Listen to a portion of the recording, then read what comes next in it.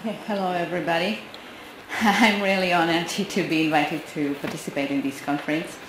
And the main subject of my talk is hybrid and personalized imaging.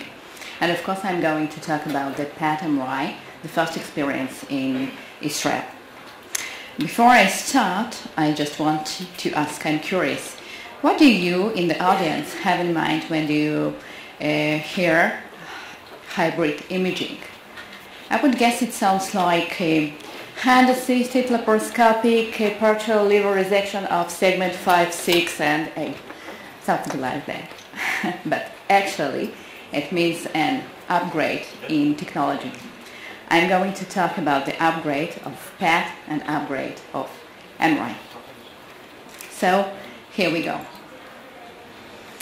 The idea of to combine PET and MRI arose as early as mid-1990s, even before PET-CT was introduced. PET MRI was approved by FDA in June 2011, and first PET MRI arrived in Israel in last year, 2015. In these 5 years from the approval by FDA, all over the world, all radiologists are still learning how to embed the system to get the best integration with the workflow, and it's not easy. We are still comparing the utility of PET MRI versus PET-CT, and we are determining which organs and diseases processes are best imaged with the PET MRI. At the 2013 European College of Radiology meeting in Vienna, and very promising results were presented there. So while talking about the PET MRI, I have to talk about the PET-CT because these two modalities are very similar to each other because of the PET compound, but combination of PET and with the MRI is very different and difficult.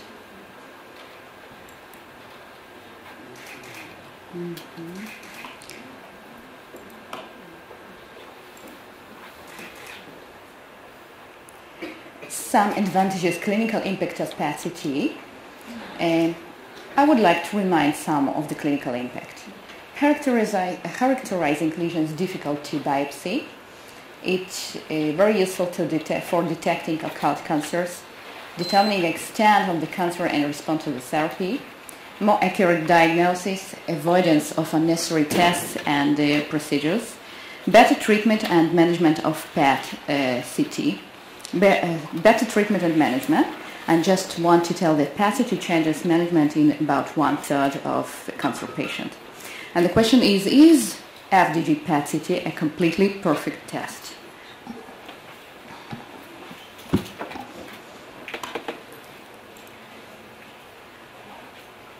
And of course, the answer is no. Even PET-CT has its own limitations, and it could be divided into two groups. One of them is due to FDG, false positives, false negatives, and radiation exposure from radiotracer, about 8 millisievert. Just to explain that 8 millisievert, it's about 90 X-rays, chest X-rays, just for example. Due to instrumentations, I mean misregistration, motion artifacts, low spatial resolution, and radiation exposure from CT is more prominent, up to 25 millisieverts. So this is example of a false positive. You can see brown fat here and in the mediastinum and also in the abdomen. So I'm going to talk about the false positive that is also divided into two parts. Normal uptake or physiological uptake we can see in the brain, heart, muscles, and in the urine because of the FDG excretion. And the second is because of the some processes and diseases that are non-neoplastic but have an uptake of FDG, such ones like granulomatous diseases and inflammation and tumors and benign tumors. This is an example of sarcoidosis usually present as a very symmetric pattern of FDG uptake in the mediastinum and halus. This is a wonderful example of a bone marrow activation due to GCSF.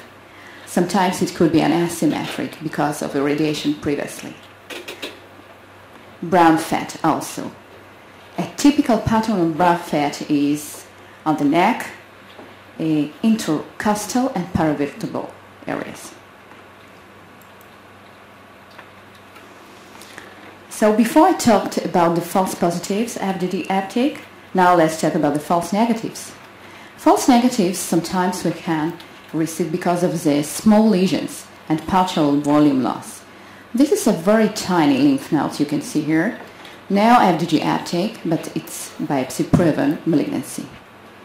The second group of false negatives is because of hypometabolic lesions, low-grade tumors, well-differentiated neuroendocrine tumors, mucinous secreting tumors, RCCs, and some types of lymphomas.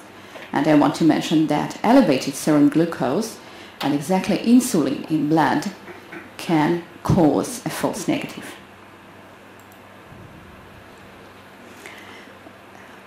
Limitations in PET-CT due to instrumentation, I mean motion mostly because of the free breathing protocol that we have during the examination.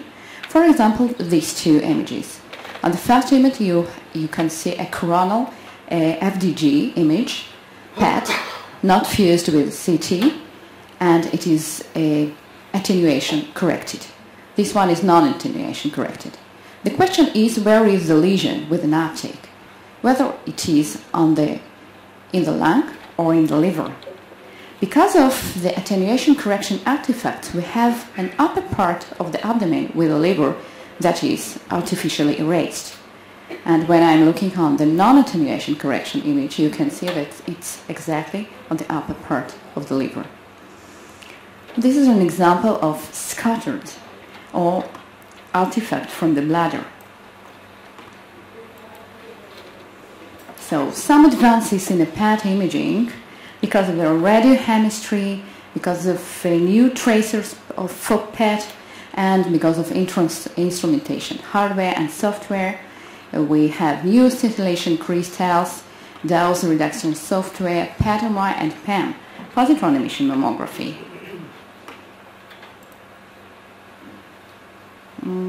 There are a large number of new radio tracers now. Just look on this table, it's an example. I talked before about false positive and false negative results of FDG. Some of them were because of non-FDG heavy tumors. So the investigation of new radio traces offers us new opportunities. Just look on this. For example, CD250. This is a monoclonal antibody. It works on carbonic anhydrase 9 within the PET-CT, and it's good for RCC cancer.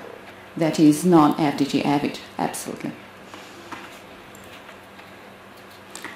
Another example of tracers for tumor characterization.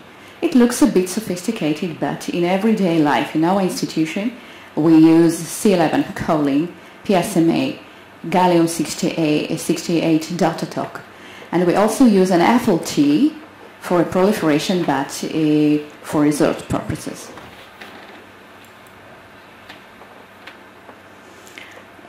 Now I want to start with some examples of new radio traces on an old ones, but probably you didn't hear about that. C1 methionine. It's a normal distribution and uptake in the brain, just in the pituitary. This image A, it's a normal distribution of an FDG. Very symmetric, cortex and basal ganglia, it's a normal images. In this case, you can see a huge mass in posterior fossa with a very low FDG uptake of FDG. C11 methionine is highly uptake here, and on the gadolinium enhanced T1, axial and sagittal images, you can see this cystic multiloculated ring enhancing mass that was mistaken for a tuberculosis. And C11 methionine gives us an important information that it is a malignancy and it's high grade. As an example of similar results with PET-CT and PET-MRI, the images are of 56-year-old patient with a glioblastoma multiforme in the right frontal lobe near the interhemispheric fissure. Just can see that it's as good as PET-CT and PET-MRI in such a case. Another example of different radiotracers, C11 choline. In this patient with a high-risk prostatic cancer, first images are C11 choline and the second row is FDG. Just ask me, how do I know that it's FDG? Because of the urine excretion. As when I'm looking on the C11 choline, I can see an uptake in the two lymph nodes. One of them, in the case of prostatic cancer, is also enlarged, and according to a size criteria, it is very suspicious for malignancy. But the second one is absolutely normal, according to FDG and according to our size criteria, but it's involved. Example of bronchial viral carcinoma. When I'm looking just at the CT images, my differential is pneumonia or non-resolving pneumonia, depending on the previous treatment, of course. If there is a patient with a DVT, I can put in my DD their infarct from PE. FDG images are negative, and C11 choline can show us a clear uptake there. It means that we are talking about the bronchial viral carcinoma. Okay. A few words about the hypoxia imaging. F-meso or F18, mesonidazole. PET scans obtained 3 days apart in patients with a head and neck cancer show a large variation in size and distribution of hypoxic regions between the scans. Tumor volume was defined by viable tumor tissue uptake showed on FDG image. Okay. And what is the reason? Why do we measure hypoxic regions? Because we want to target the regions that we want to boost with the radiation therapy. While functional imaging development, with functional imaging development, it becomes possible to increase radiation dose to radio-resistant areas. This strategy is particularly suitable for prostate cancer, where the tumor hypoxia plays a major role in resistance of these tumors to radiation. So when we can see the hypoxic regions, we just can add additional boost dose of the radiation here. Okay. After examples of PET-CT using different radio traces, we are moving to PET-MRI and small PET-CT and small MRIs that are looking lucky toys, small machines but big results. The main concept of PET-MRI is multimodality imaging, a combination of the best features of each method. On the one hand, we have wonderful characterization of anatomical structures as well as pathological structures. On the other hand, we have metabolic characterization by PET. MRI can also give an important functional information. We can use perfusion, diffusion, and DTI, diffusion tensor imaging, spectroscopy, and of course in PET cases we can use different radio traces, depends on the target disease. So we are working with a combination of modalities like a kind of puzzle. This is the concept of personalized imaging. Depends on the main goal of the... If the main goal is, for example, an angiogenesis, we can receive an information from both PET by using special radio traces and from MRI by using dynamic contrast imaging. Okay. Highlights of PET-MRI. We have excellent human anatomic information, superior soft tissue characterization, better temporal resolution, less radiational hazards, additional techniques like angio, DWI, diffusion, DTI, diffusion tensor imaging, functional MRI, spectroscopy, perfusion, and so on. Okay, one more example. You can see a high soft tissue contrast on the T2 images axle in the pelvis, and in comparison with the CT, that is non-contrast CT image.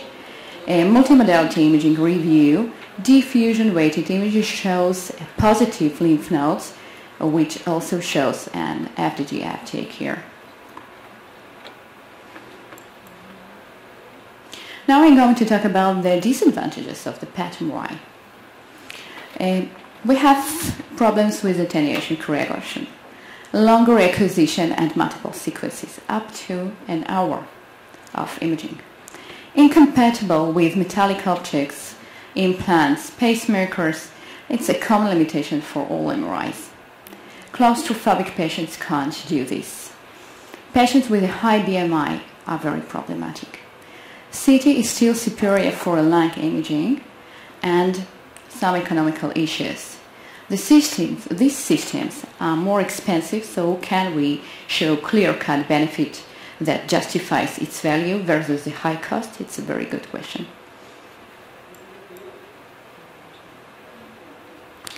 There are two main types of PET MRI scanners. You can see the simultaneous scanner that we have exactly in Israel and a sequential scanner. The principal difference is how you scan the patient. If an acquisition of MRI and PET is simultaneous, it's the first scanner. If it is sequential, it is the second one. There are some significant issues in implementation of this model. In this picture you can see the main magnet, gradient coils, PET detectors, radio frequency coils, and there is also local coils that are covering entire body. Okay, we have problem with the detector elements related issues, attenuation correction and system correction also. One of the difficulties of combining PET with MRI scanner was how to limit interference. Because of the interference, some kinds of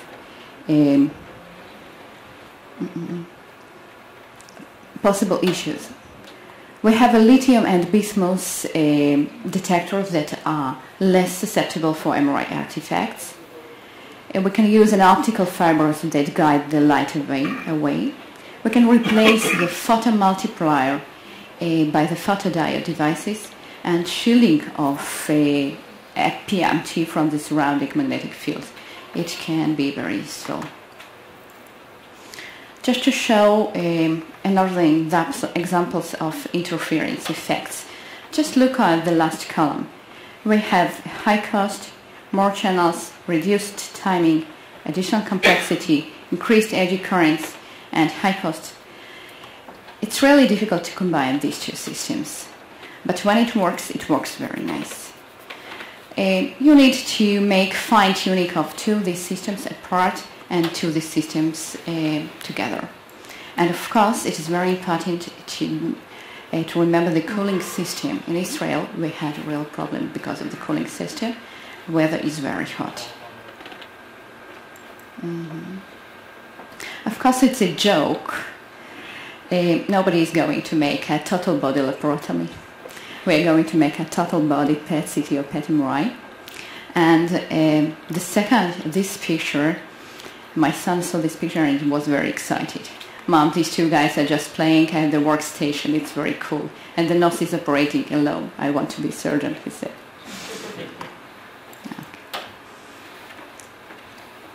So why PET CT or PET MRI? Because CT, PET and MRI give us anatomic and functional imaging, because we have different radio tracers according to different targets. We can receive a diagnosis, staging, restaging, monitoring to response to therapy, guided by ECT and of course radiotherapy planning. This image shows a very nice response to the therapy of lymphoma. Some publication from the last 2 years. In general, PET MRI may be preferred over PET CT when the unique features of MRI provide more robust imaging evaluation in certain clinical settings. PET MRI will be best suited also for the patient for whom radiation exposure should be kept as low as possible. I mean children and young patients. Another publication is from American Journal Nuclear Medicine and Molecular Imaging. It's talking about the head and neck cancer and whole body approach. Another future indication for PET MRI could be pelvic malignancies, male and female malignancies, and in particular rectal cancer and soft tissue sarcomas.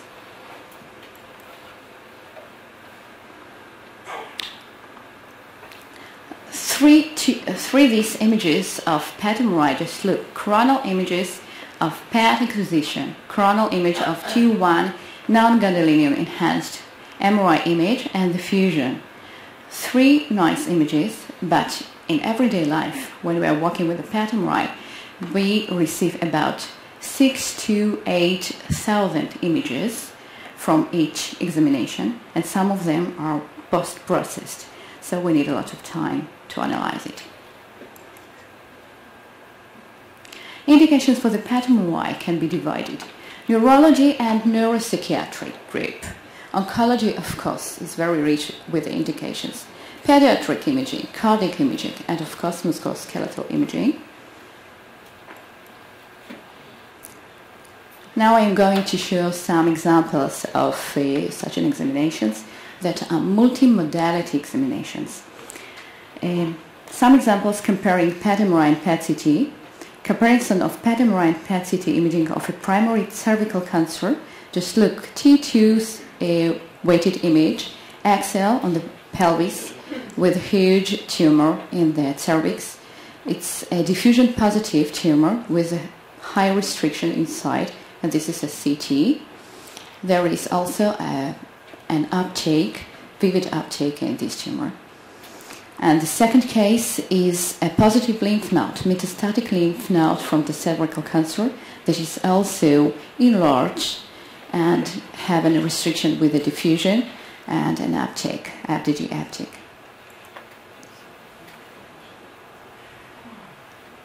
Large left breast cancer with nodal metastases. There is a large irregular mass involving the central region of the left breast, which demonstrates increased signal on the diffusion-weighted imaging and low signal on the ADC map, this exactly. And also on other images you can see a positive uptake in the bone metastases. It's just like a one-stop shopping. Primary tumor, metastatic disease, whole body.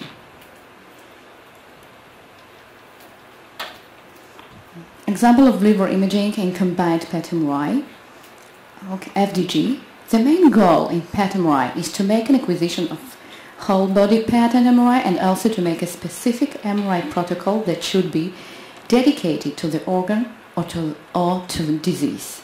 Coronal imaging, you can see an uptake in the liver. This is a metastatic disease, and there is a special protocol dedicated to the liver. In some cases, such dedicated protocols can serve also for a operative assessment. This is another example of whole body imaging in combined PET MRI. A gallium-68 dotted TOC. Patient with a neuroendocrine cancer and liver metastasis. You can see this coronal whole body image. Metastatic disease in both lobes and the liver. Diffusion is positive, and this uptake is physiological in pituitary. One more case of multimodality. MRI, PET, combined, spectroscopy, and DTIs, or stratigraphy image, that serves neurosurgeons before the surgery. 44-year-old man, known case of left temporal low-grade glioma, operated upon 6 years ago with post-operative irradiation. This irradiation you can see here on this image. There is almost no uptake of FDG from the left hemisphere because of the irradiation. A few words about the lungs. Lungs are difficult for evaluation by MRI because of motion and Now different ways of imaging are under investigation. A hyperpolarization technique is developing using xenon and helium. Note the multiple areas of non-perfused lungs, smoker lungs, so all smokers present are invited to seize.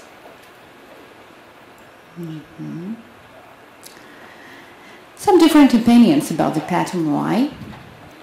So, we don't think that PET-MRI will replace PET-CT for the older adults who have cancer easily worked out by PET-CT, but selected applications like pediatric malignancies, pelvic malignancies, head and neck cancer, those areas are going to be extremely exciting. There is another issue with lymphoma or hematological malignancies. Sometimes we have a patient that have an extreme uptake in the bones. In case of lymphoma, we don't know if it is a situation of just stimulation of bone marrow, or there is an involvement, and MRI can give us an answer.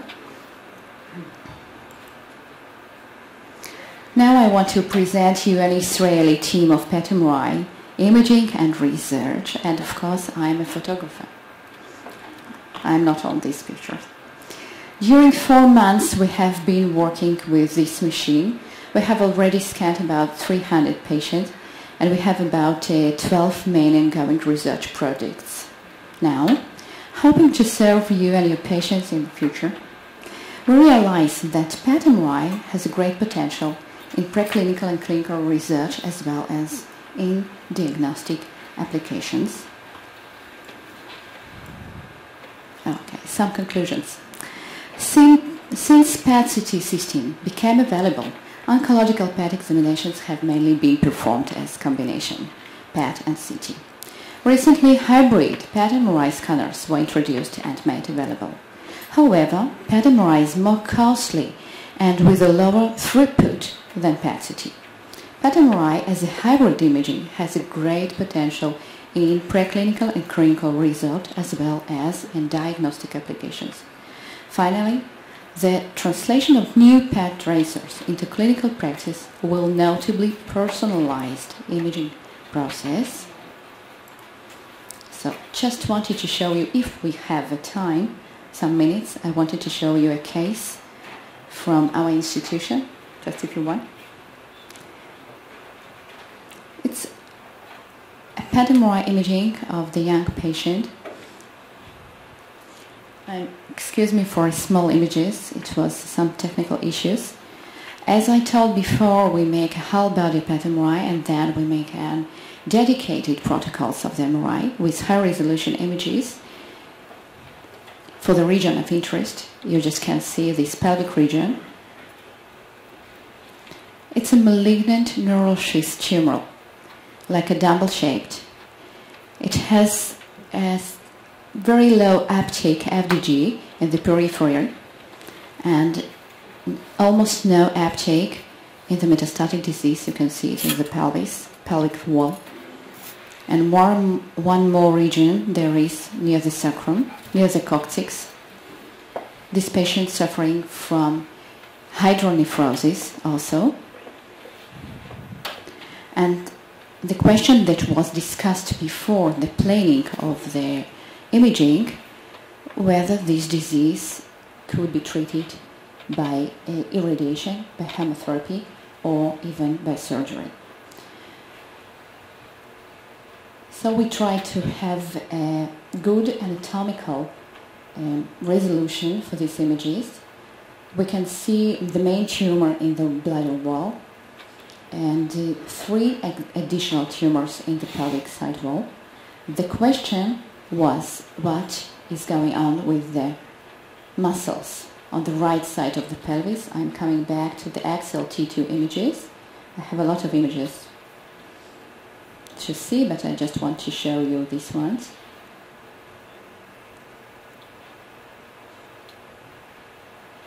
Okay, this is the difference. You have an obturator muscles on the left side with a normal signal and a high signal on T2 images on the right side. It could be just an posterior radiation, or it could be an infiltration by the disease. In the contrast enhanced images, and on the PET enhanced PET images, we decided that there is just a post-radiation disease.